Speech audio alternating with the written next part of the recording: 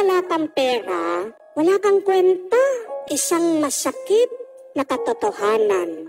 Isang mahirap na karanasan natin palagi dito sa mundo. Na kapag wala kang pera, hindi ka man nakikita.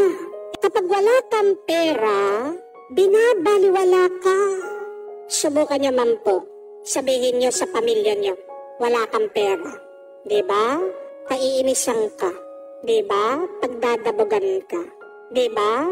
Unti-unti, lalayo sila sa iyo. Pero katotohanan, na pag wala tayong pera, iniiwasan tayo ng mismong pamilya at kamag-anak natin.